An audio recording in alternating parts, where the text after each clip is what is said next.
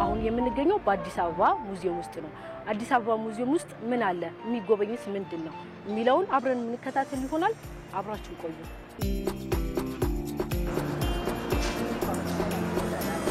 መቅደስ አበራ እባላለሁ። የአዲስ አበባ ሙዚየም አስጎብኚ ነኝ እና እንደምታዩ ያው ሙዚየሙ እንግዲህ በአጼ ምኒልክ ነው አማካኝነት የተሰራው እና በመጀመሪያ አገልግሎት የነበረው ለጥይት መጋዘንነት ታስቦ ነበር የተሰራው ማለት ነውና ለዛ ዓላማ ሳይል ሲቀር የጦር ሚኒስቴር የነበሩ ራስ ብሩ እሳቸው ነበሩ። ለእሳቸው በስጦታ መልክ ተሰጥቷቸው ማለት ነው እና እንግዲህ ቤቱ የራስ ብሩ መኖሪያ ቤት ነበር መጀመሪያ። ከዛ በኋላ እንግዲህ ለብዙ አገልግሎቶች ላይ ውሏል ማለት ነው። ለሹራ ፋብሪካነት ውሏል፣ እንደ ቀበሌ ጽሕፈት ቤትነት አገልግሏል፣ እንደ ሹራ ፋብሪካነት አገልግሎ ከዛ በኋላ ነው በ1979 ዓ.ም ለሙዚየምነት የበቃው ማለት ነውና ሙዚየም ውስጥ እንግዲህ የምናገኘው ስለ አዲስ አበባ ታሪክ እናገኛለን። የተለያዩ ቅርሳ ቅርሶችም ይገኛሉ እዛ ውስጥ። አዲስ አበባ ድሮ ምን ትመስል እንደነበረ እናያለን ማለት ነው እና ውስጥ ገብተን ደግሞ የቀረውን በደንብ ማየት እንችላለን።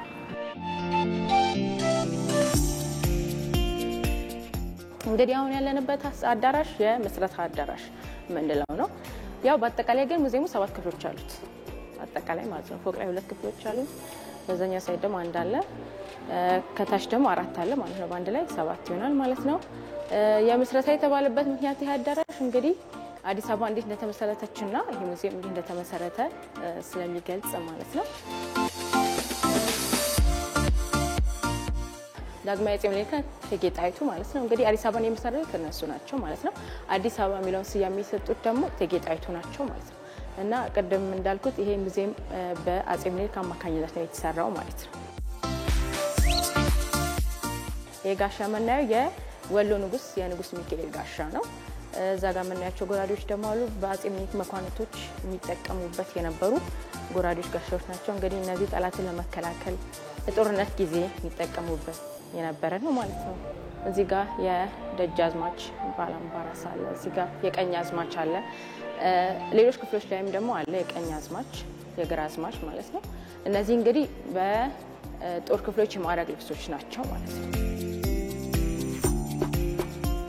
እነዚህ ደግሞ የራስ ብሩ መገልገያ እቃዎች የነበሩ ናቸው። እንግዲህ ቅድም እንደገለጽኩልሽ ራስ ብሩ የጦር ሚኒስቴር ነበሩ እና ይሄ ቤት ደግሞ የእሳቸው ቤት ነበር ማለት ነው እና እሳቸው ሲገለገሉበት የነበሩ መጠቀሚያ እቃዎች ናቸው። እነዚህ አንዳንዶቹ ከውጭ የመጡ ናቸው ማለት ነው። እኚህ ማንኪያዎች ሹኪያዎች ደግሞ ከብር የተሰሩ ናቸው እና እንደምታዩ በጣም የብር ማንኪያዎች ናቸው እነዚህ። እሺ እዚህ ጋር ደግሞ የእሳቸውን ምስል ማየት እንችላለን። የራስ ብሩ ማለት እሳቸው ናቸው የጦር ሚኒስቴር የነበሩ እና የእሳቸው ባለቤት ወይዘሮ ማከለቻሊ ማለት እሳቸው ናቸው። እዚህ ጋር የምናየው ደግሞ እንግዲህ አዲስ አበባ እናሁኑ ሳስቶን በፊት እንግዲህ መጀመሪያ ስትመሰረት በእንጦጦ ሰፈራ ነው ማለት የተመሰረተችው። የእንጦጦ ሰፈራ እንለዋለን ያኛው። እዚህ ጋር ደግሞ የእቴጌ ጣይቱ ሰገነት አለ። ይሄን እንጦጦ ፓርክ እናገኘዋለን ማለት ነው። እዚህ ጋር የምናየው ደግሞ ቅድስት ራጉኤል ቤተክርስቲያን አለ። በድሮ ጊዜ የተሰሩ ናቸው እነዚህ አዲስ አበባ በተመሰረተችበት ወቅት የተሰሩ ቤተክርስቲያኖች ናቸው። እዚህ ጋር ባህር ዛፎቹን ደግሞ እናያለን። አዲስ አበባ ውስጥ የማገዶ ችግር ስለነበረ አፄ ምኒልክ ከውጭ ሀገር በማስመጣት ነው ማለት ነው ይሄን ባህር ዛፍ ያስተከሉት።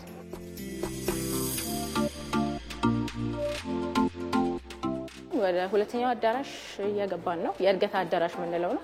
እንግዲህ አዳራሽ የእድገት የተባለበት ምክንያት የተለያዩ እድገቶች ሲመጡ በፎቶግራፍ መልክ የምናገኝበት ስልኮችን እዚህ ጋር መናያቸውን የምናገኝበት ነው። የመጀመሪያው ትምህርት ቤት በግብጾች የሚመራ ትምህርት ቤት ነው እና ያን ትምህርት ቤት ደግሞ አፄ ምኒልክ ሲጎበኙ እዛ ጋር እናያቸዋለን ማለት ነው። እዚህ ጋር የምናየው ደግሞ የተፈሪ መኮንን ትምህርት ቤት ነው። እንግዲህ ተማሪዎች በዚህ መልክ ነበር ሲማሩ የነበሩት ሚሊዮን። ይሄ ደግሞ እቴጌ መነን ትምህርት ቤት ነው። የሴቶች የልጃገረዶች ትምህርት ቤት ነበር ማለት ነው።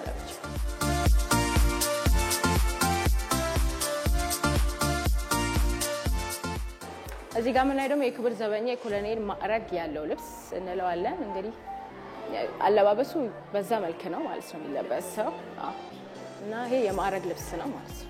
እንግዲህ ድሮ ጊዜ ፖስታ ከአንድ ቦታ ወደ አንድ ቦታ ለማድረስ እንግዲህ ሰው ነበር በእግር ነበር የሚሄደው። እዚህ ጋር ውሃ ለመጠጣት ምግብ ለመብላት አረፍ ብሎ የምናየው ማለት ነው። እሺ ወደ ሶስተኛው አዳራሽ እናልፋለን።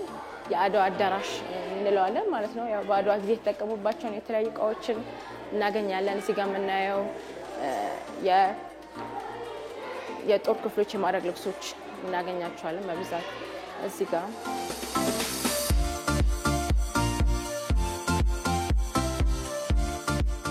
እዚህ ጋር የምናየው ደግሞ በአድዋ ጦርነት ጊዜ ሲዘምቱ የተጠቀሙባቸውን የተለያዩ እቃዎችን እንመለከታለን። የመጀመሪያው የጠጅ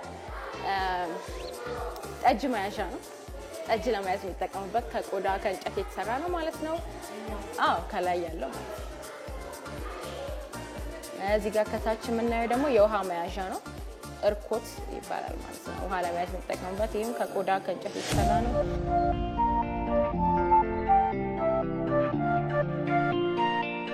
እዚህ ጋር የምናያቸው ደግሞ የአድዋ ጦርነት ካበቃ በኋላ የተመሰረቱ እንትኖች ናቸው፣ ኤምባሲዎች ናቸው። የመጀመሪያው የጣሊያን ኤምባሲ፣ የኛው የብሪቲሽ ኤምባሲ፣ ደግሞ የጀርመን ኤምባሲ ያው ጦርነቱ ካበቃ በኋላ የተመሰረቱ ናቸው ማለት ነው።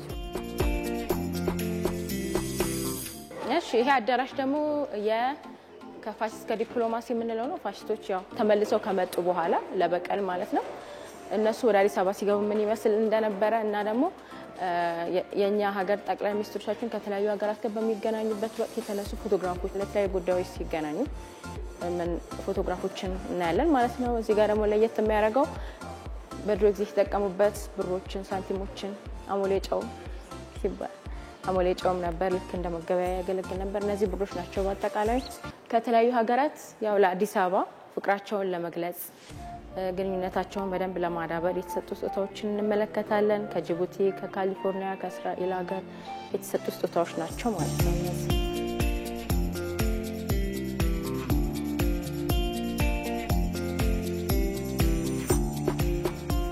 አዲስ አበባ ሙዚየም ይሄ ብቻ ሳይሆን አሁን ያየነው ዋና ዋና ክፍሎችን ነው። ከላይ የቀሩ ክፍሎች አሉ።